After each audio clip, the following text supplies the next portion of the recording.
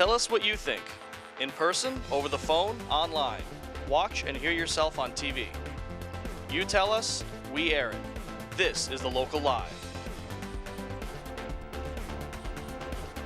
Welcome to The Local Live on this Thursday, February 26, 2015. I'm Melissa Gutierrez bringing you the latest news from the Mamaroneck, Larchmont, and Rhinebeck communities. Let's take a preview of the stories we have for you tonight. Later on our roundtable discussion, we will be talking about Black history in Mamaroneck and showing you some rare clips of Martin Luther King Jr. from the documentary Free at Last that are as relevant today as they were in 1968. What issues were brought up at this week's Village of Mamaroneck's board meeting? Stay tuned and we'll tell you. What's good for the village is good for the town. We'll also let you know what happened at the Town of Mamaroneck board meeting.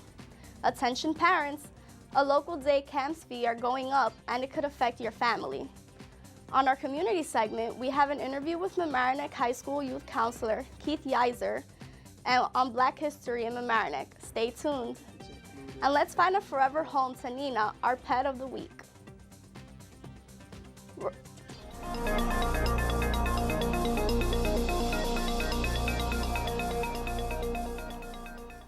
We're going to start with news from the past Village of Mamaroneck municipal meeting. One item on the agenda was a resolution to limit the number of boards or commissions a Mamaroneck resident can serve on to one at a time. According to the village manager, the purpose of this resolution is to take advantage of the village's diversity by creating more opportunities for residents to serve. However, former trustees and Res Bermudez Hallstrom had this to say. So before you go about limiting, how about, actually considering minorities for the openings that you have? I know minorities have applied for the openings that were on the agenda for today for planning, zoning, and HCZM. In other news from the Board of Trustees meeting, there's an update on the Jefferson Avenue Bridge lawsuit. According to the Mamaroneck Insider, there have been 2 notices of claims filed against the village, which filed for a $4.4 million lawsuit against contractor Arbin and the engineering firm WSP for a sewer line break and guardrails along the bridge that did not meet New York State Department of Transportation standards. Mamaroneck has yet to pay another firm, Elk Industries, for work done to the bridge, and a village resident expressed concern. For a living. No, I'll finish up. You do contracts for a living. Would you pay twice for any item line in a contract on one of your contracts? Are you through with your comment on the ELQ? I would finish with this. If you wouldn't do that in your business life or in your home life, I hope you don't expect village residents to pay twice for work, because that's what's happened here. ELQ is part of the entire debacle of Jefferson Avenue Bridge. It's merely part of the couple $1 million worth of overruns. But they're all significant. So I hope going forward this board will be a little more attentive to the public purse when you're spending our money. Thank you. Now news from the Village of Larchmont. Attention Larchmont parents. At the February 24th municipal meeting, Mayor Ann McAndrews announced a fee penalty for late registrations and Flint Park Day Camp. Flint Park Day Camp fees, which will remain unchanged from last year, but there is going to be an increase from $25 to $50 in the late fee. Registration will be held on Friday, March 13th from 9 a.m. to 10:30 a.m. and Saturday, March 14th from 10:30 a.m. to noon at the Flint Park Playhouse. So make sure to register on time if you want to avoid those fees. With tax season underway, will property taxes go up? Mayor Ann McAndrews announced the opening of a public hearing to get input from Larchmont residents regarding a proposal to increase the tax levy on property for the new fiscal year above the current state-mandated 2% cap. No date has been set for the hearing, but we will keep you posted. Finally, last night at the Town of Mamaroneck municipal meeting, Town Supervisor Nancy Seligson informed the community about a new opportunity to purchase energy at a lower cost rate than what the town is currently paying. people know, the town of Mamaroneck enjoys a very, very low price of paying for energy because we are a New York Power Authority customer, a municipal one. So after reviewing the documents and speaking to the representatives, we made it clear that we would consider it only if they could come in at a price that would be lower than what we currently pay. And in fact, they were able to do that, so we would like to, we have a proposal in front of us to transfer the costs of energy and the energy supply for the Hommocks Ice Rink and the street lights to this program. And we think it will be beneficial. The board voted in favor to take the offer from the energy company, which is organized through the New York Association of Towns. Don't forget that you can watch full municipal meetings the day after they take place on lmctv.org under videos. This week in our community segment, Mamaroneck School District Youth Services worker and lifetime community resident Keith Yiser speaks about Black history in our community. Let's check it out.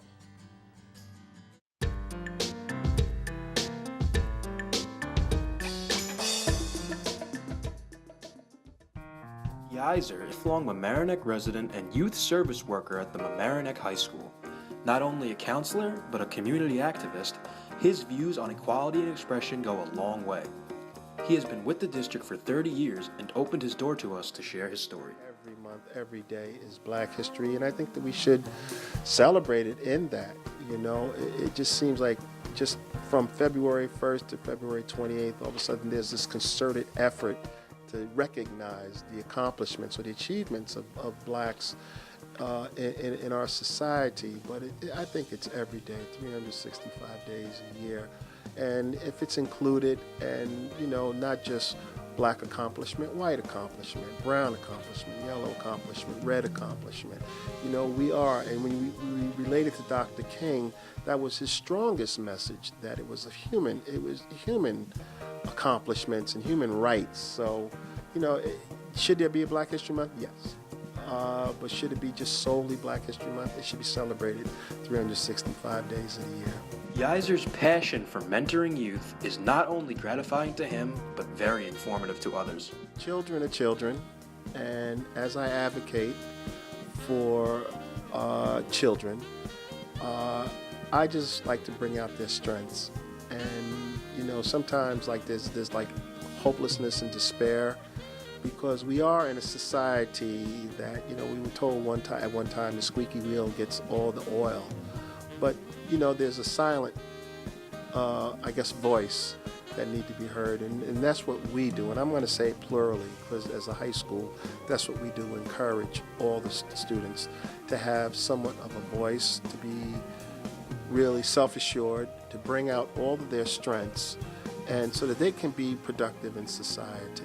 He believes that the Mamaroneck community has changed, but a lot of rights have stayed the same. So when we see our community, how it has changed, it went from a dynamic of largely African-American Italian to largely Hispanic. But some of the issues are still here, and the rights of the people should be, how'd you say, expounded on, or they should have a voice of existence, a voice of continuing, and a voice of citizenship and citizenry that makes this country what it is and how great it is. Keith Yiser's legacy for the Mamaroneck community and its youth is getting people to speak up, because that is the only way things are going to change. For The Local Live, I'm John Schifano, signing off.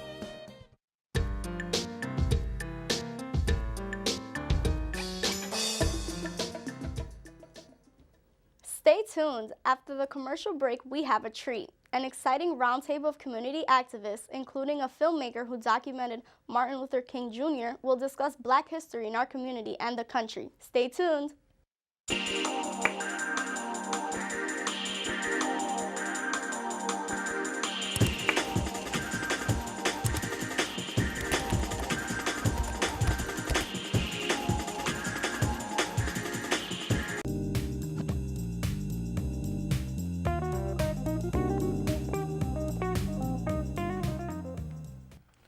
In honor of Black History Month, we're taking you back to 1968, the months before the assassination of Dr. Martin Luther King Jr. and the height of the civil rights movement. And then we'll assess the distance traveled and how long the road ahead. As always, we want you to join the conversation by phone, email, or Twitter. The contact information should appear on your screen periodically, or you can remember this. Call 914-381-0150, tweet @TheLocalLive, or email thelocallive@lmc-tv.org. We want to hear from you. Our guests are Jim Desmond, a local filmmaker who worked on the documentary Free at Last, which follows Dr. King during his 1968 Poor People's Campaign. Larry Albert, a local resident and activist. Local author Lee Stringer, and Eric Lewis, LMC TV's executive director and a former civil rights activist. But before we get started with the discussion, we're going to set the stage by looking at a clip of Martin Luther King from this extraordinary film, Free at Last. But what you have to see is this, to show you the racist strands in our nation and the refusal to grapple with the problem. At the very same time that America refused to give the Negro any land, through an act of Congress, our government was giving away millions of acres of land in the West and the Midwest, which meant that it was willing to undergird its white peasants from Europe with an economic floor. But not only did they give the land, they built land-grant colleges with government money to teach them how to farm. Not only that, they provided county agents to further their expertise in farming. Not only that, they provided low interest rates in order that they could mechanize their farms. Not only that, today many of these people are receiving millions of dollars in federal subsidies not to farm, and they are the very people telling the black man that he ought to lift himself by his own bootstraps. And this is what we are faced with, and this is a reality. Now, when we come to Washington in this campaign, we are coming to get our check. This 1968 speech is different than what we think of as the 1963 I Have a Dream speech of getting everyone together. This is about, we're getting the money. So Jim, since you're the filmmaker, why don't you set the stage and tell us what was going on at this time when you were filming Free at Last, and why the change? Well, they had to come up with something. Things were not going very well for Dr. King and SCLC. And let's just say SCLC is the Southern Christian Leadership Conference. And he was in charge of it. He was the head. He's the head. And I don't know how to exactly put it, but it was the major problem for black folks forever. No money, living in, well, you'll see in the film, living in just rat-infested houses, sharecropper places. You know, it just, finally it just came to a head, and he decided to make a coalition of not just black people, but Appalachian whites, American Indians, Chicanos, and he had a grand plan that was very hard to put together, and probably didn't pull it off completely. Go ahead, Lee.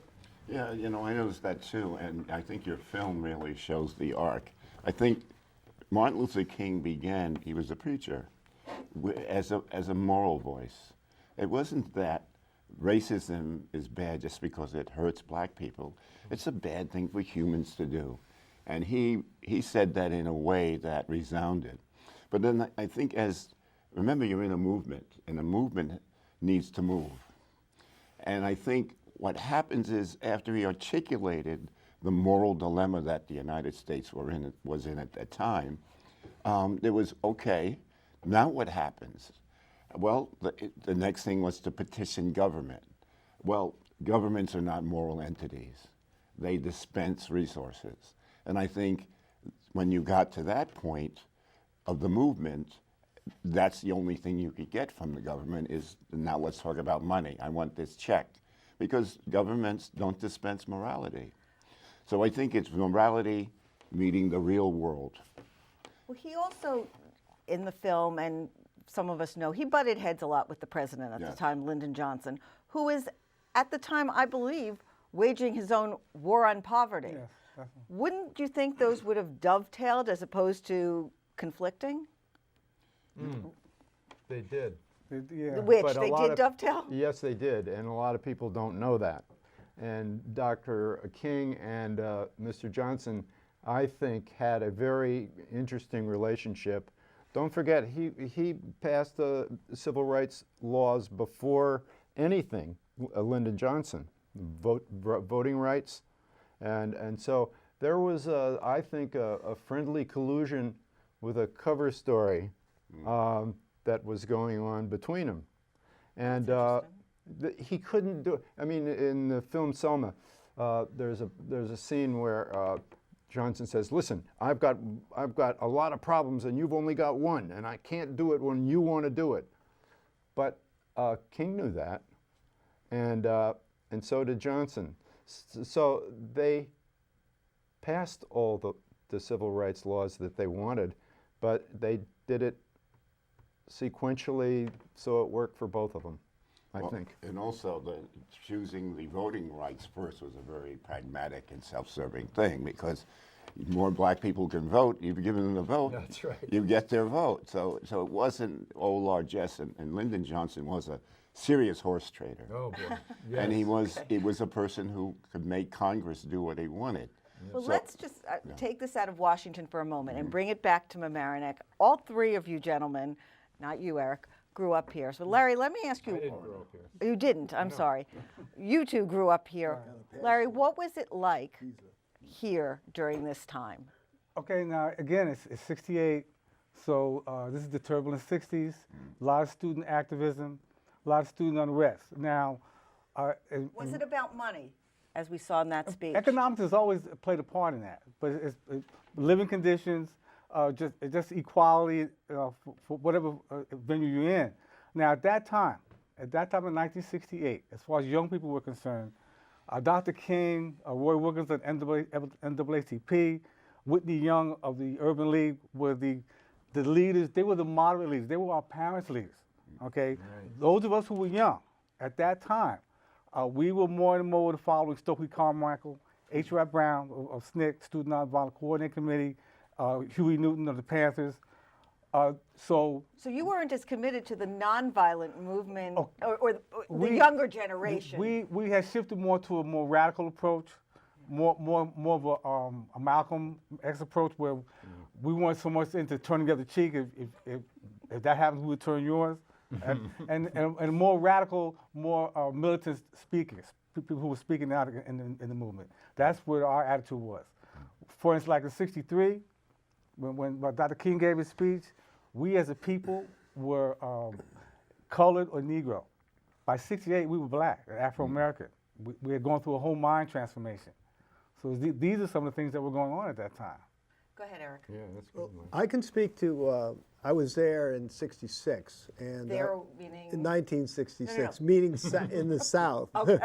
I was in a theater called the Free Southern Theater, and it was based in New Orleans, but we traveled all throughout all of these hotspots, and we put on plays to the local people, and what actually attracted me to this theater was that I didn't participate in this aspect of it, and I wanted to, was that you come into a hotspot, you improvise a play there on the spot.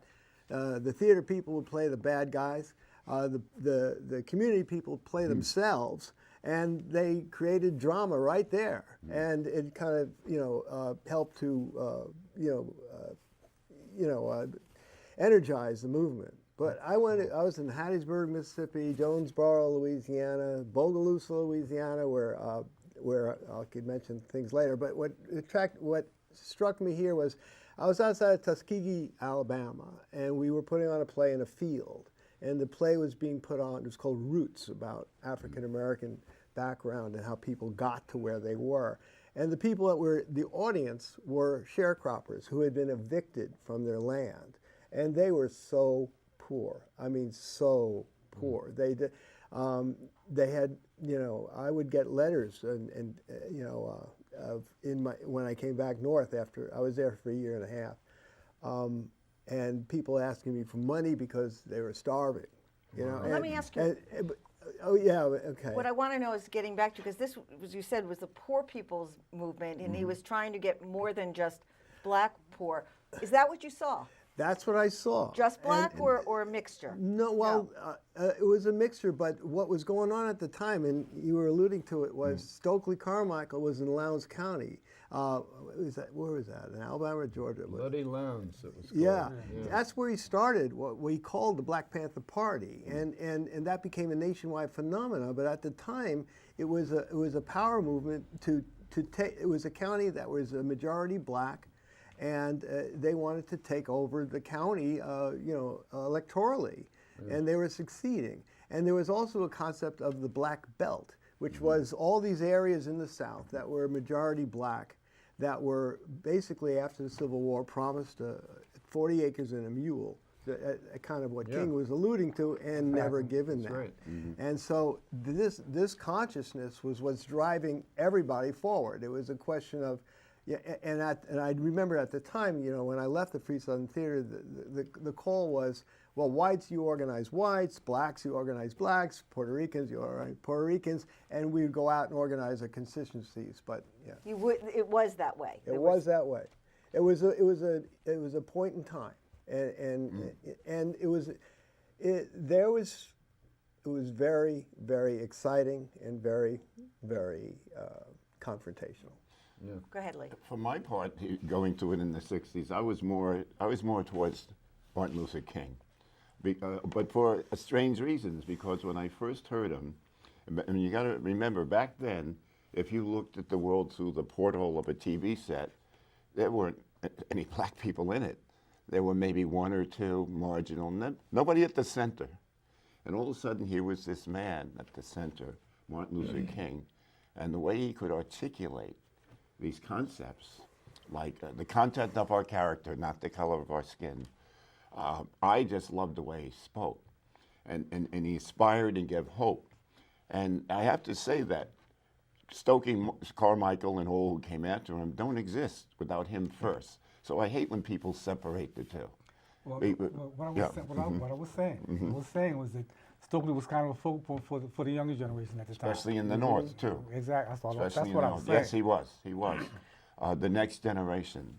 But my thought was this, and this goes to your first question, is an impatience began to arise with results. And then these other leaders with a harder line to get results got some results. However, it let racism itself off the hook.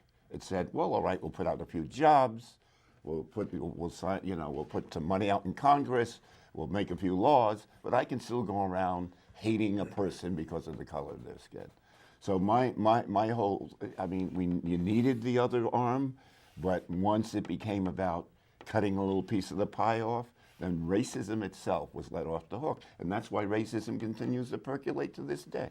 Well, before we get to that, I want to stay a little bit with this discussion about peaceful versus less peaceful. And we actually have a clip of Dr. King from the documentary. And I do have to say, Jim, I'm seeing footage that I've never seen before of him not in a big grandstanding, and it's still moving and inspiring speech. And so I want people to hear as much of him as they can. Not many people have seen this. And period. And as we will repeat at the end, LMC TV will be showing the entire documentary after this discussion, after the local live. But I'd like to go to clip number 3, where he talks about nonviolence, and from there we can talk about all the others who followed. Are we ready for the videotape? As we go into these communities, we must remember that we are the custodians of a philosophy. Philosophy of nonviolence, and it has worked. When people tell you that nonviolence won't work, tell them it has worked. We know it has worked all across the South, and if it hadn't worked in the North, it just hadn't been tried enough. And if this church building would catch on fire right now, and 4 or 5 of us ran out there and got 4 or 5 buckets of water, and that fire is pouring forth, and we throw the water on it, and it doesn't put the fire out, we wouldn't say that water can't put fire out. We would just say you need more water. And it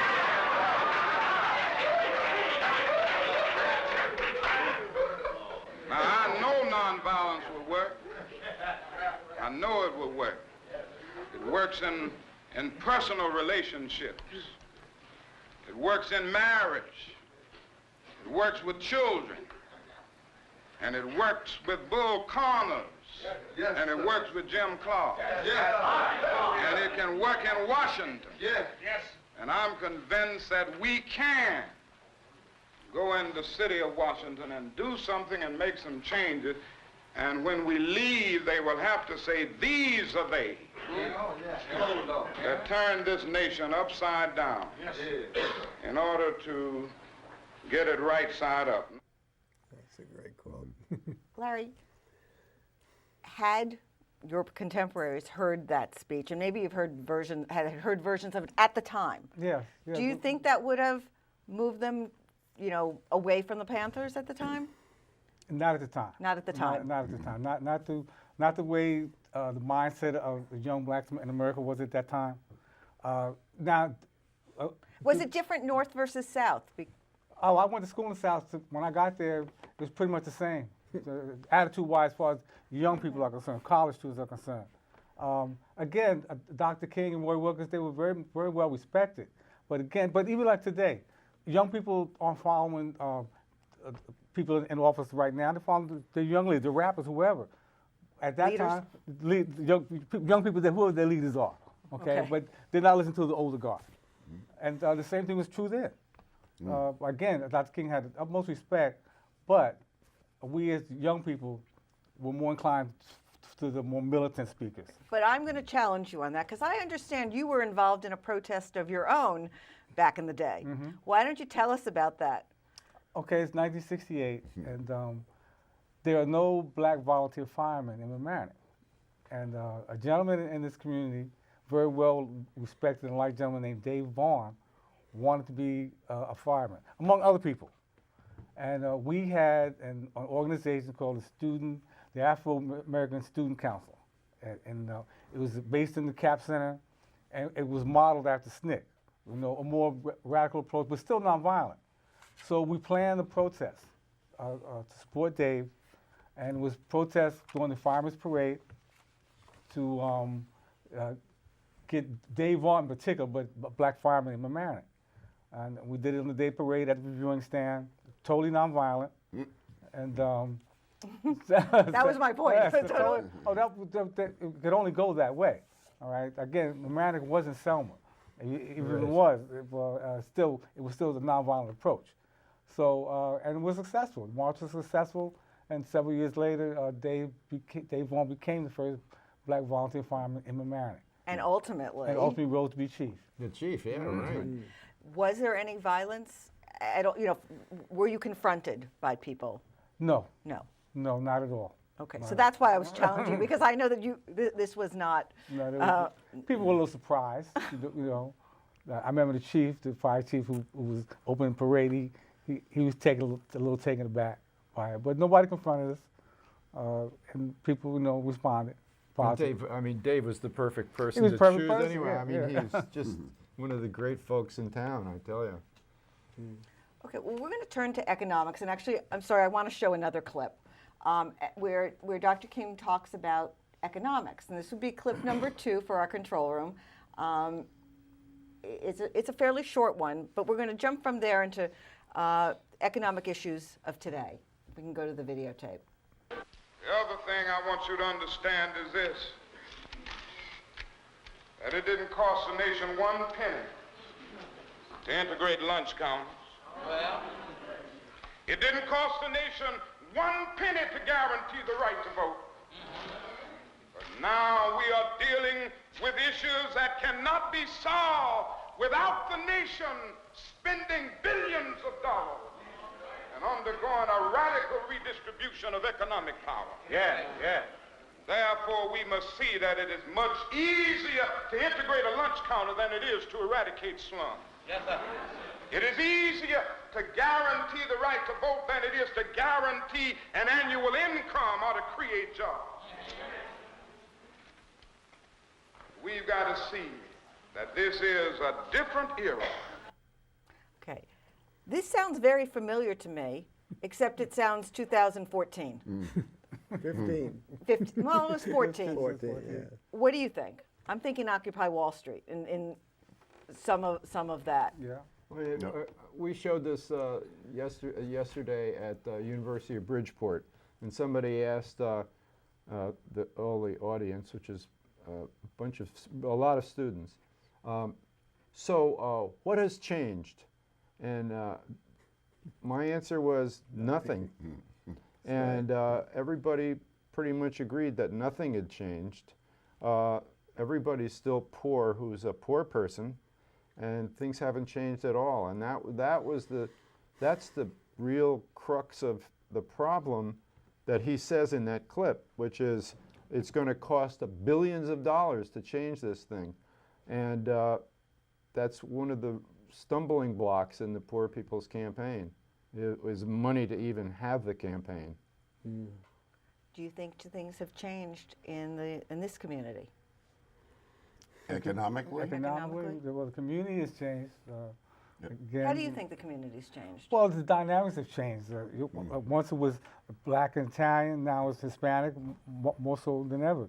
But in terms of economics, do you think that it's a wealthier community or a poor community, or it's fluctuated? It's fluctuated. I mean, for instance, many of us during that era went off to college.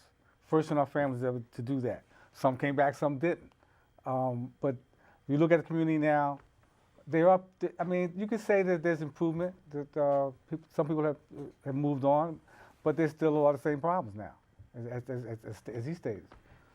Economically. And perhaps not just afflicting blacks? No, exactly. It's not afflicting race. everybody.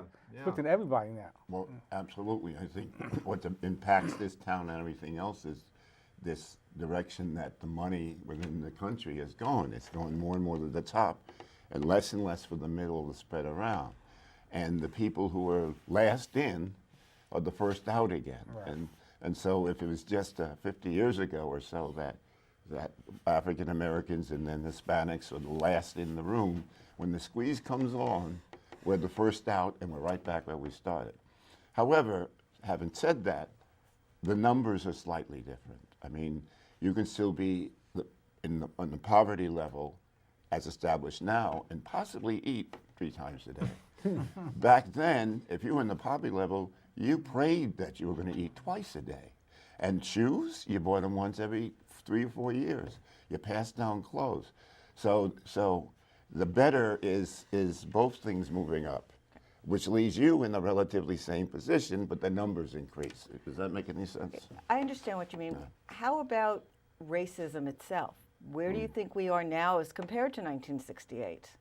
That's an interesting question. In I think for the most part, we're in a better place, but you still have, a lot of racism, a lot of bigotry. There's still, we're going back to a segregated society again. People living in living in their own little communities. People not going to school together with each other. So that helps foster racism. People being in a diverse environment helps impede that. There's a pull that happens. There was the part that said we're going to, all join hands in brotherhood. And then there was a part that said, be proud of your heritage. Mm-hmm. And those things are going in different directions, even though they were part of the same movement. So there's a tug, and I think at the core of it is that we're going to have another couple of 100 years of history before we're comfortable enough to just be Americans, because there is no such thing. It's just a concept. There's no race called Americans.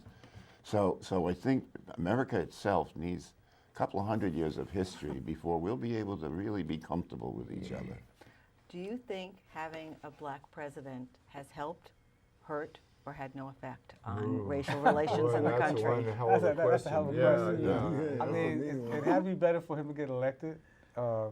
I think it has helped, but we still have many of the same problems. Just because we have a black president, racism is not going anywhere, bigotry is not going anywhere. No. So, in the long run, at the end of the day, I would say it's better. And he was kind of constrained as the first black president. If he went Right, directly exactly. after things directly beneficial to black people, it would scare the living daylights out of the rest of the country. He has to be the president for everybody. So but I think it was a good thing. I agree. At the end of the day, it's a good thing because I remember saying, well, this probably won't happen in my lifetime. And that's an earmark of something. I hope. I wasn't sure. Yeah. I want to, okay, go ahead. Go ahead, Jim. I was going to say, you listen to how many aspects of media do we have now putting stories out about the president and the radical right? You're getting so much information and so much misinformation that you don't know what the heck you're thinking. And the louder they are, like certain networks in America, you're getting Care to name a information few? that has no facts backing any part of it up. And so it's a confusing thing to make a decision. Go ahead, Eric. I just want to comment on the import of the last clip that we saw. And to me, it resonates in so many ways with today, as we were talking about. One, the Occupy Wall Street. Two, the income disparity issue, which has been raised by the mayor of New York City. The minimum wage issue, which has been raised across the country. The tax on unions, which has been raised by Scott Walker. And King was assassinated at the time when he was representing mass leadership of the masses of people, of the civil rights movement, of the anti-war movement, and that hasn't even been mentioned yet, which is very political, and he took a long time to move over to that, but he did. And he was talking to striking sanitation workers in Memphis, Tennessee. So you have three major mass movements that he was the common thread. And what can I say? Is that he was a big threat to the powers that be. So we're running out of time, so let me pose this last question to you. In the middle of this Poor People's Campaign, he was assassinated. How, if at all, would things have been different had King still been around to complete it? Wow.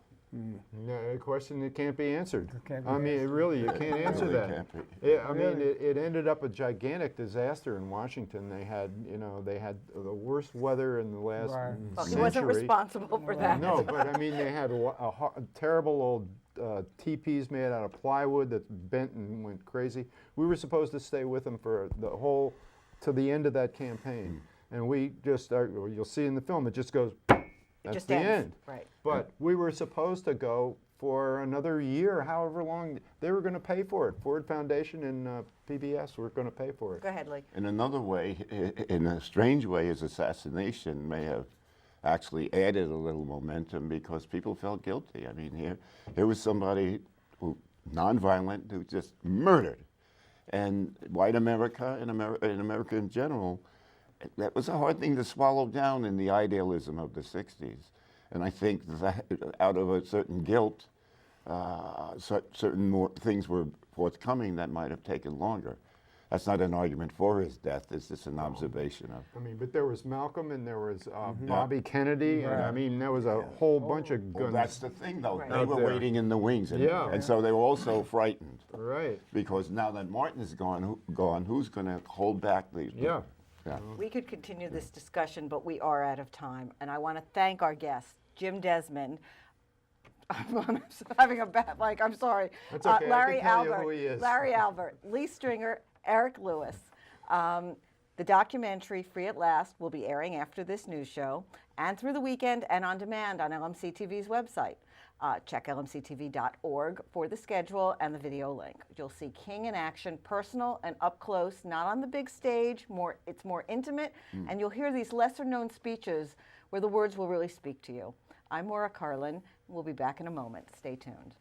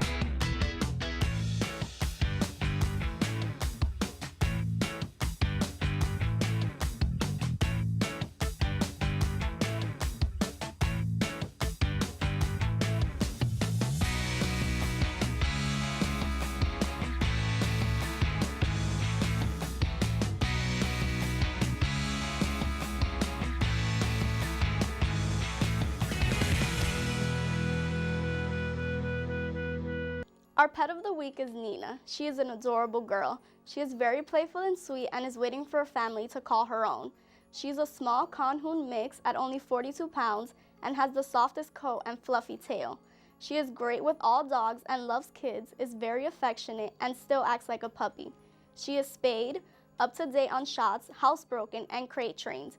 Nina would make a great addition to any family. She is being fostered in Middleton, New Jersey, and her adoption fee is $300. Please send an email to jasonsmom8306@aol.com for more information and/or an application. For more information, contact Andrea at SNARRNORTHEAST.org. Before we leave, we want to say congratulations to our LMC TV producers and movie filmmakers, Matt Sullivan and Dina Schumacher. Their movie, Sobrevivo, was awarded Best Zombie Film at the New York Scary Film Awards on February 23rd. Congratulations again! We hope you enjoyed this week's show. Tune in next Thursday for another episode of The Local Live. If you have any comments or questions or would like to volunteer, email us at thelocallive@lmctv.org. As always, thanks for watching. I'm Melissa Gutierrez. Good night. Tell us what you think.